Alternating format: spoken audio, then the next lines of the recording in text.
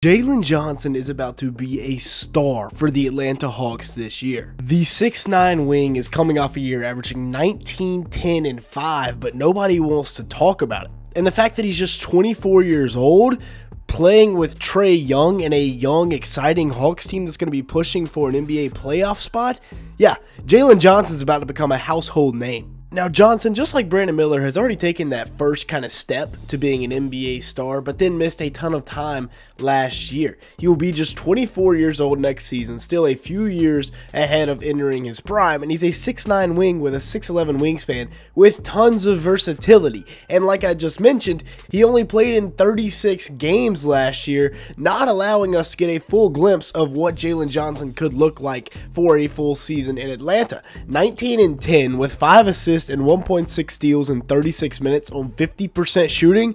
Yeah, I'll take that all day from a 6'9" wing. Not to mention, yeah, he only shot 31% from 3, so we need to work on that. But taking a look at this first game here against Chicago, where he put up 30 and 15 with 4 assists on 11 of 16 shooting, put up 30 points on 16 shots. Think about that for a second. Getting downhill right here, he's got great balance and poise for a guy that is 6'9", and he is really elite in the short roll, which is what I want to talk about today, which is in the pick and roll, when they throw it to him short, lob it up over the top, when there's a blitz like right here, Kobe White and Zach LaVine both go, they drop it off right to Jalen Johnson, and he's going to make the correct read because he's got a 4-on-3. This time that read is just throwing it up to Clint Capella. Then right here, they get the mismatch against Javon Carter, and he's going to find Larry Nance in the corner for the wide open 3 ball. Coming off of this pick and roll with Trae, sees the mismatch. Now it's a 4-on-4, but with all of the help centered toward Johnson, he finds the open guy and knocks it down.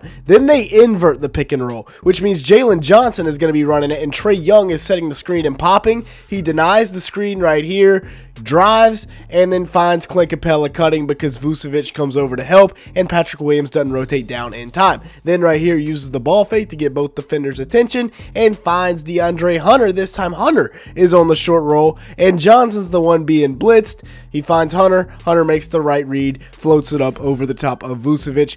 Johnson can do so many things with the ball in his hands. That's why he is so versatile. Like right here, coming off of this screen with Capella and just getting right to the rim, finishing with that left hand. In transition, he's dangerous as well because he's a 6'9" wing with a little bit of bounce to him and can be athletic. He's also a really smart cutter in transition, flying to the ball right here and getting right downhill, finishing with that right hand, and then showtime in transition here. This was all a part of his 30-piece versus the Bulls to go along with 15 rebounds. And again, if we could have seen a full year of Jalen Johnson, we would have seen a lot more of this. Right here, taking elite defender Talen Horton-Tucker right to the rim and then dunking on the Bulls right there to give him the lead with 2 minutes left. Then taking a look at this next game against the Pelicans, where he went out and had 29 points, 9 rebounds, 8 assists, and 4 stocks. Almost a triple-double. 12 of 20 shooting from the field, 1 of 4 from beyond the 3-point line. Here he is once again in transition, running with Trae Young. And when you run with Trae Young,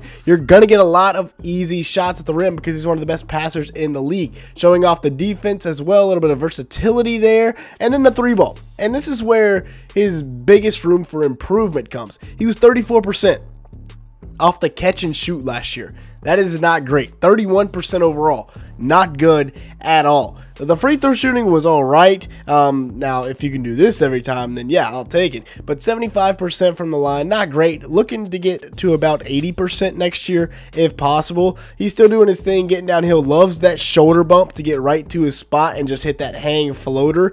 And then right here, I mean, the vision, we talked about it. 5 assists per game for a 6'9" wing. This time he's operating in the mid-post with his back to the basket, and they're going to set a little screen for Dyson Daniels here, and then it's supposed to be another screen, this time for Garrison Matthews. Instead, Daniels just flashes right to the rim, and Jalen Johnson finds him for the easy layup. Then they've also used him as a throw-behind option in the pick and roll. So Trae Young is going to take all the attention to the defense. You've got Reza Shea and Daniels camping out in the corner off the pick and roll, and then Jalen Johnson's just going to be the throw-behind guy, and now he gets to attack a closeout, get downhill, finish with the right hand, and get the easy layup to go. Once again, running in transition, getting the dunk to go, the and one there against Brandon Ingram, and then when he gets the rock and goes downhill, loves that shoulder bump, and he can just hang and finish over most people because not everybody's 6'9".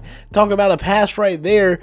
You don't see 6'9" wings doing stuff like this very often. I mean, it's more often now than it was, but it's not an everyday occurrence. And then getting right downhill, big time finish in transition. I'm excited for year 5 of Jalen Johnson. But this Hawks team as a whole is going to be really fun to watch next year because they have correctly assumed that the East is going to be weak this year and it's their time to strike. They've got Trae Young coming off a year averaging 24 and 12, did lead the league in turnovers, but he shot 41% from the field, 34% from 3. Now, yes, he is a 6'1" guard with a 6'3" wingspan, and the small guard is dying out in the modern NBA, but they have now the pieces to hide him with Dyson Daniels, Reza Shea, we mentioned Jalen Johnson, and of course Tingus Pingus down low. 6'8" Dyson Daniels with that 6'11" wingspan, the perfect co-star in the backcourt for Trae Young. 6'9" Reza Shea with a 6'10" wingspan, and then of course the 6'9" Jalen Johnson with a 6'11" wingspan on top of 7'2"